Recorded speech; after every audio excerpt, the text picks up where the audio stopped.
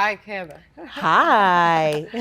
I'm here to talk to you as a entrepreneur, business owner, and I would like to discuss opportunities at your venue. So we're two different things. We are a workspace and an event space. So you know everything about the workspace. We did a tour a few weeks ago. So everything for the event portion of it is you can either rent the event space out for your own event, however you want, baby showers, weddings, receptions, wedding showers, like the place is so pretty for those types of events. But then we do our own events too.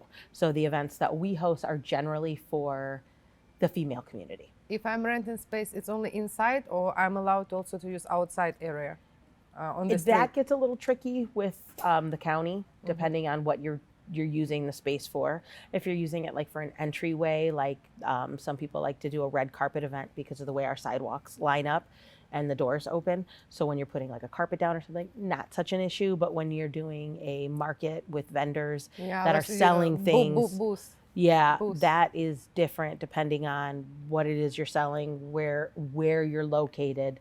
So those require special licensing from the county. From the county, I need to obtain that agreement. If that you're license. renting the space, correct, yes. What do you provide as a venue in addition to the space? With the rental of the space, we give you some options that are additional to just the space, because we give you just the space cost at first. Anything you need, and when you're setting up your event, we give you an hour ahead of time and an hour afterwards to break down, kind of move things around, put everything kind of back.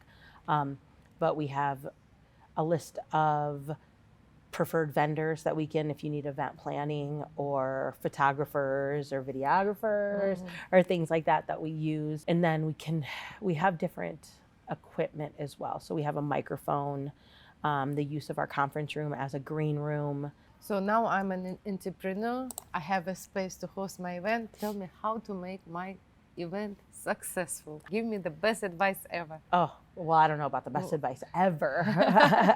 But I mean, marketing is key. You know, that's always key. Getting your content, putting your content out there. Direct contact, you know, some people, you know, when you're talking to somebody that, you know, you can feel the passion behind actually when you're in front of somebody, right? Like you're talking about your event, you want to tell them. That's how you got me to your event, to the Bloom. Oh, I did. Well, good. I mean, it's going to be a great event. So I think, you know, it's important, you know, especially for you who want to get out there and meet people. And it's a good opportunity because they're from a different state, you know, so you're not just meeting your contacts here, you're meeting contacts from there as well. Direct contact, what else?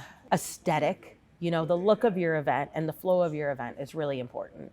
You know, be clear. But it's not only physical aesthetic, but also online aesthetic, digital aesthetic. Yes. Because that's what comes prior to the physical. Yeah, people are seeing it. So if you've done an event before and you want to attract your audience, I would use pieces from those events, you know, to show kind of what happens in your events, you know. That's why a lot of companies are hiring me now. Because when I'm capturing this event, I know that 90% of this material goes to the next event. Yes, to promote next event. Recycling the content, using it over and over. It's so important, and people don't think, they're like, oh, I just need content for this event. It's like, no, you're going to use that content. Not enough anymore. You're going to use that content over and over again. You should use that content over and over again. You promote it in different groups, right? Yes, absolutely. You know, and then I also, you know, I go to events. So when I go to events, you know, generally women like to support other women. So they're always like, how can I support you? What can I do? And I'm like, well, come to my event. Like, I'm here at your event. I don't go to events just to promote my event. But when they ask me, I feel it's an opportunity for me to engage with them and get them to come to my stuff too. You know, I mean, that's how business grows, right? Are there any upsells that entrepreneurs are using to generate revenue? For example, me filming different conventions, what I see when public speaker comes to present, in the end of the presentation or between the lines, he would sell his subscription to his membership or coaching or anything else. Yeah. That's always good.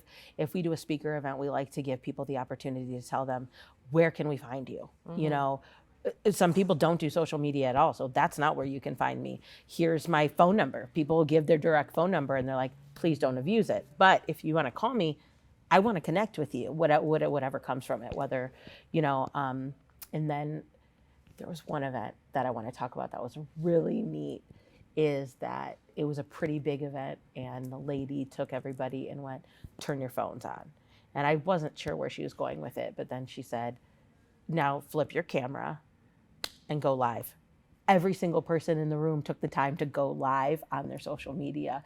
And, you know, so then they tagged them and then all those people were in the background. So that was really like So kind of a now cool approach. From 300 people, you reach to 30,000 people. Exactly. And it's like, oh my gosh, I know that person. And oh my gosh, I know that person. And it just develops from there. So it's even like the tiniest things, but we really like to give people the platforms. Like, where can I find you? Tell me where I can find you. Give me all your social handles, email, you know, business location, whatever works best. Where can I find you? If you're playing part as an organizer at the event, how do you vet your speakers? Well, first, we have to nail down a topic. What is the topic on, you know? And then we kind of have, ideally, and sometimes even our events are sparked off of the people we meet. So I might go, oh my gosh, this is such a cool thing. We need to do something to bring awareness to this. And then it kind of like, you start with your little bubble, like, oh, I want it to be on videography. Here's who I want to connect with. And oh, from there, who can they connect with? And so you kind of like, it's, to me, in my mind, it looks like a spider. It all branches off, but it all connects and comes back to the hub, right? So the body of the event can be built in different ways. Generally though, if we have a theme or like a month or something that we're looking for, our speakers are kind of built off of that. And then sometimes, if we want additional speakers, it comes from that person going, oh, you know who I think would be a great add to this? Or even us, I mean, you know, sometimes it's us generating the speakers. So it's usually off of the topic. Where do you find them? Of course, you look at the recommendations. For example, you know this speaker and you would add that speaker. Who else he or she knows? She, because it's women-oriented topic. Yeah. But what are other ways you're using as organizer? Where you look for people? Specific websites? Social media, you know, biggest followings, things that come up. I mean, we follow a lot of people too. And so we'll, you know, I mean, people joke all the time, like I went down that rabbit hole on social media and I was following this person and following this person. And then you're like, oh my gosh, you're just enthralled with the one. Social media is a really great tool for that. But even going to events, if you put yourself out there at events, you'll meet people and see people and be like, you're a great piece that I want to integrate into this event. I see. So let's talk about this event that is coming next week. Bloom. Yes. That's a good one. They came to us, even though we were about to go to them. So it was kind of divine intervention, is what I like to call it. And they're a market company, and they actually have a brick and mortar as well in California, the Mercantile. Great ladies. So they're a female-owned company, we're a female-owned company, and we did markets as well. We want to expand our Vegas market. So not market, but the people. We want to stay relevant. We want to stay, you know, so we have different events, and they have events that aren't with us, you know. And I was like, well, use us as a host space. We're a great indoor space. You can get a ton of people in here. What is it you want to do? So Bloom developed from that. So it's kind of an event that bloomed into something. So it's a market, a curated market for the second half of the day, and the beginning half of the day is where we invited speakers to come and talk on building your business, branding, the nitty-gritty topics that people are scared to talk about, like, you know, where are you hesitant? What made you take that extra step? How can I take that extra step? How did you position yourself? You know, what made you want to go into the next level, and all those things, and how our speakers can be of service to the people that are attending the event as well. So when you build your agenda, like with Bloom, right? You build your agenda, you selected your speakers. do you tell the speaker which topic to bring to the table, or you already kind of know when you're approaching the speaker, you already know what she's talking about, right? We kind of knew what we were wanting for the event, what we really wanted it to look like. But we had some speakers that we knew kind of fit that mold anyway. So we just happened to have some pretty good connects within town. One of our speakers is Amelie, who is, I'm going to butcher her last name, Zinsner. I always want to say Zisner, but it's Zinsner. And she runs Uncommons, and she's the community lead over there. And she was in 40 Under 40 with Las Vegas Weekly. She's really cool chick, but she's really about connection of the community. Jen Taylor, who runs her own market company. So now you've got 3 different market companies. You've got Bottega Exchange, who did, we do our own markets, the female market maker, and them. So it's really about collaboration. It's like, we don't want to compete with you. We want to talk about all of our successes, what works from you. Everybody can take from that. Ati Grinspun, she's an amazing branding person. She's always about sharing that information. She wants to get it out there, but that helps to build her audience too. She's incredible. Leticia, who's a breath work, she's gonna lead a breath work session. And what is that? So it's really about calming yourself. Like, there's a lot of anxiety. State of mind? Yeah, your state of mind. There's a lot of anxiety that comes with business. And so her pieces are like how you can just stay calm. That helps you stay content and focused and to get done the things that you want to get done. I just had a conversation with another entrepreneur about that yesterday. It's so important, and we forget that because we're so busy in the hustle that we forget, like, it starts with you. And Leticia really, really does a great job with that. And it doesn't matter at which level you are. You can be entry level or over here on the top. Yes, no, 100%. And it's simple breathing techniques. It's something that doesn't even, I mean, she could elaborate and she could tell you something about that would take like 2 hours, right? But really it's like, this takes 5 minutes of your time. Like, do this. And you don't even realize. She did it for us once and I'm like, that's magic. You need to come tell more people about that.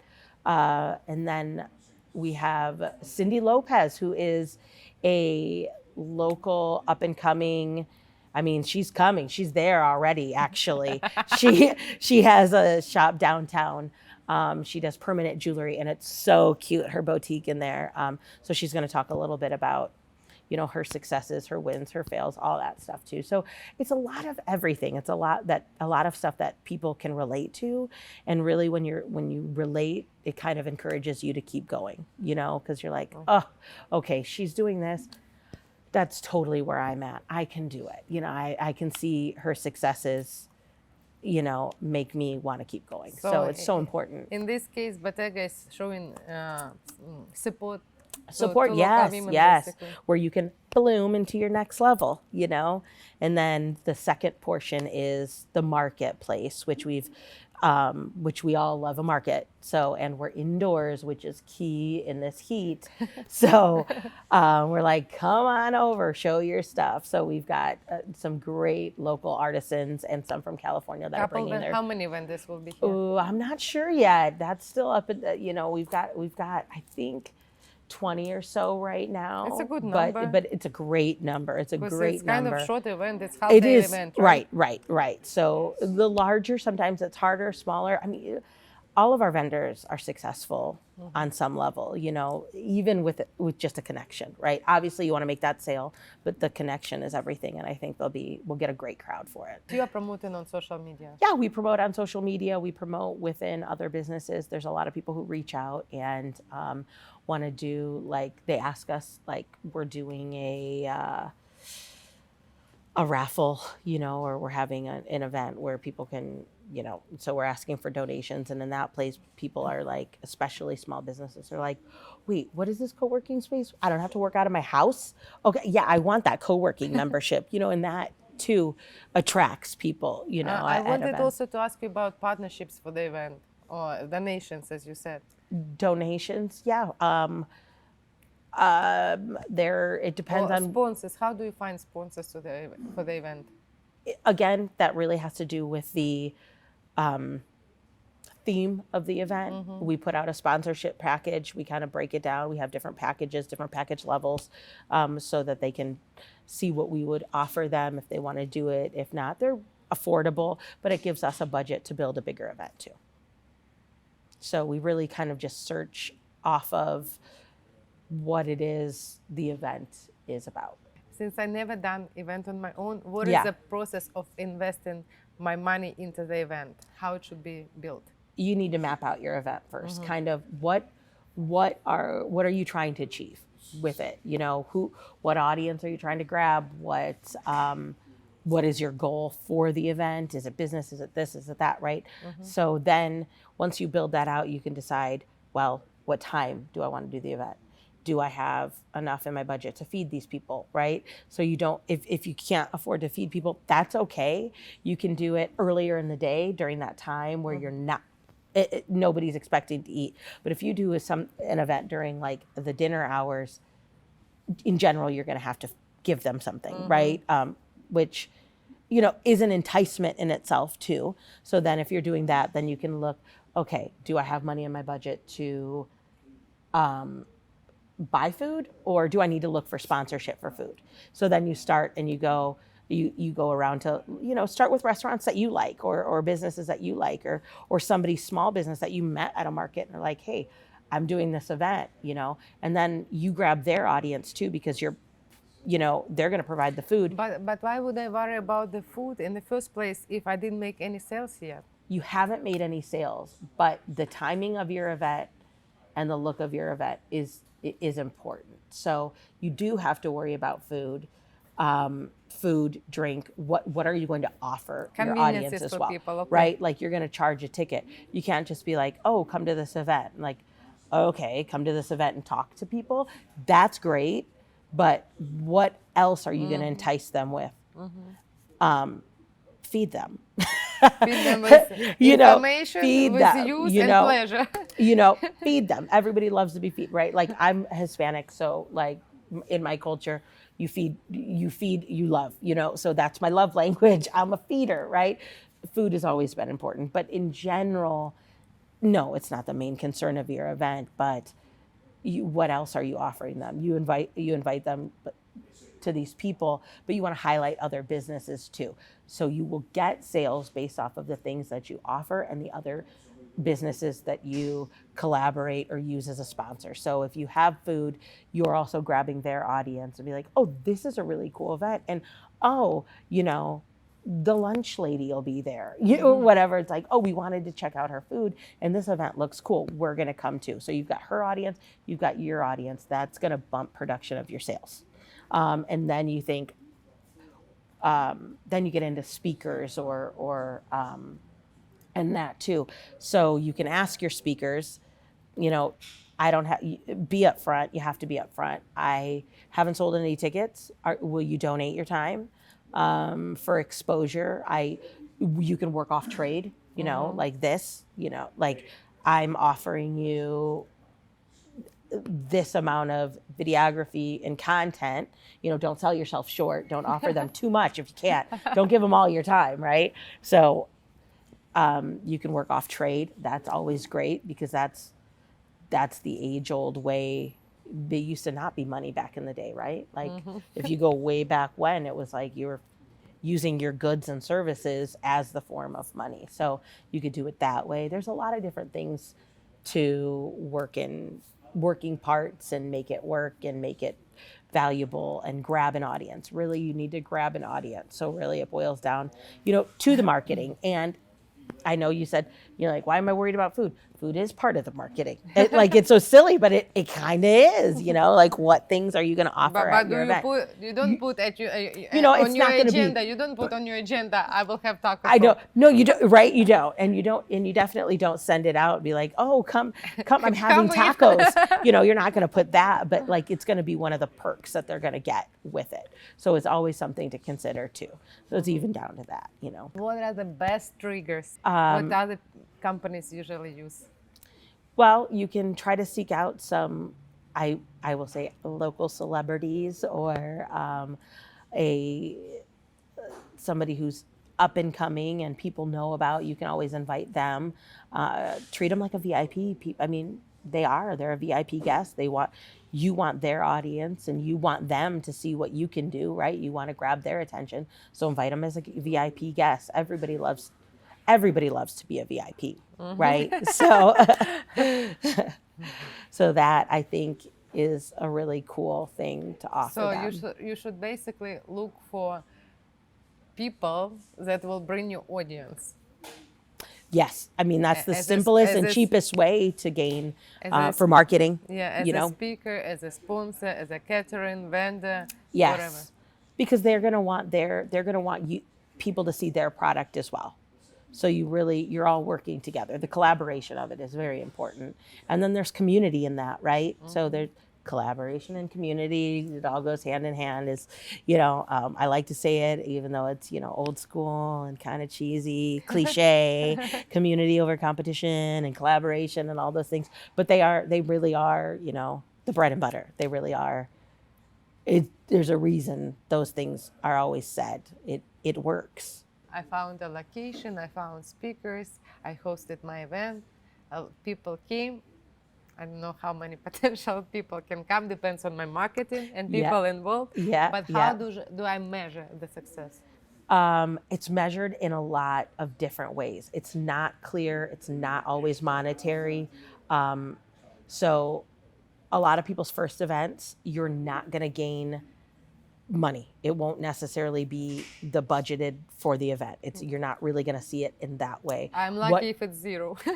It's still a success. Yes. Even sometimes if you're in a hole, but everybody kept loving it, and you see your following grow, and you see like your network, your phone contacts grow, all of that makes for a successful event. So don't always just look at the money and the number of it. Also, what helps too is if you feel the success, like prior to your event, right?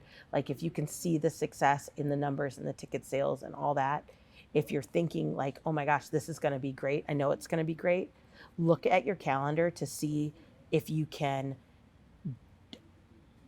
nail down the date for your next event. So you can give your audience like, oh, and we're looking to do our next event on December 10th, so they can put that in their books let too. them go empty-handed. Don't you leave empty-handed either. Put something out so that you make sure, like, yes, platforms like Eventbrite give you the email built in the system, but make sure you maybe have a survey, like, do you need this service? Do you need this service? What do you like best about this event? Keep it short, but ask them questions. Let them be a part of it. You're not going to get everybody to fill out a survey, but it's more important to do it at the event before they leave than when they leave. You can. I mean, we still send out surveys. It's not that we don't, but I think our best feedback we get are people at the event. Like, thank you, this was a great event. And it makes you feel good. What do you usually use as a freebie or giveaway? A giveaway, the easiest thing we can give away at Bottega Exchange, obviously, is our space. We have the space to give away. So that's the easiest thing. Whether you want co-working, or you want a discount, or a special rate for you, we have space to give, and that is so good. Like when somebody's doing an event or need to bring in people, and it's still good for us as well, because people, when you bring in your audience here, that might be an audience we haven't tapped into yet. Yeah. What are the key elements you consider when you determine the price and the strategy for the event? So it's really important to keep it affordable, because our audience, if we're all small businesses, we want to keep it within reach for everybody. So even though some things are silly to consider, they're so important. Like when you're talking about, we like to keep everything 50 or under. So at 50, that's probably going to be our highest price point. So what are we offering? We have to make sure we're offering something of great value to our audience. And who is our audience? So our audience isn't somebody with a huge budget, right? So we need to make sure it stays at that number. If you go into a $75 price marker, it feels like $100 to people. So then it's like 75 in their mind, it's $100, even though it's not, right? So we're like, all right, it's got to look like it's under that. So we like to keep under the market or in the range of 50 and under. You are coming with that price based on the analytics of previous events? Correct. Yeah. And that $50 price point for our particular audience is a big price. $50 a ticket, what are you offering me? So we have to make sure at a $50 price point, we're offering our audience something. So that's why you'll see like our Bloom ticket is $50. So we include food, we include champagne, and it's a catered, it's like a box. It's a beautiful box that's, by a charcuterie company, and it is of higher end. So that is. So in your case, your strategy is built around the price, not opposite. Your strategy goes around the price. So now you have that, that your ticket is 50. Yeah. And what can you offer? And we like to also know if somebody's renting the event space out. So we look at the duration of the time. So if we can't sell the space we look at what we would rent it out for. So if we're going to rent it out for X amount of dollars for 5 hours, in our minds, we need to make that. We need to hit that number of course, too. Yeah. If we don't, we always know the space is what we have to offer, right? So give and take a little bit, but yes, there is a number that we like to look at, what we like to hit, and then the price of the ticket is really based off of our audience. Like, who are we attracting? Of course. But then again too, if you go too low, there's no importance in it. Like, I don't want to say there's no importance in it, right? Like, in their mind, in the perception. It's like, it was just $10. Yeah, so we want to stay above 10, but below 50, and then what that looks like. So. I see. You need to know your audience, of course. Yes, and it's so important to speak to your audience. So my next question then, how do you manage expenses to get profit? So we like to utilize a lot of the things that we have here already, right? So we have, instead of renting different pieces or decorations or whatever, we utilize our own talents. So like I said, one of the owners, a graphic designer, she's like, I can make that. Like, we don't need to, do that. One event, we were looking at something that we wanted to do, and of course it happens to be food again, but food is expensive, right? So food is very expensive. But we had done an event before where we had made these beautiful things. So we utilized some of the containers or the plates that we had used. So we're recycling things from other events. We really keep the things that we have to stay on point to utilize them again. So it's like if we are going to buy something, we're like, what can we use it for in the future? Later on. And do we have room to store it? Right? Like our movable backgrounds is a perfect example. Everybody wants a backdrop. Everybody wants somewhere, well, where can I put my balloon arch? And it's like, well, that doesn't work over there. Okay, well, move this movable backdrop. I can put it here and create a beautiful background. Like, that saved us and people who utilize the space a lot of money. So what would be potentially the biggest expense? What is usually the most expensive at the event? You mentioned food. Decorations, because you want it to look pretty. You want it to look away, whether it's high end or whatever way you want it to look. Because I will make everybody to take the phone and take selfies or go live. Yeah, right. So you want to make social sure media you're activity creating an ambiance for them, so whatever that ambiance is. So you have to kind of know what you want it to look like. That's an expense, and then your content.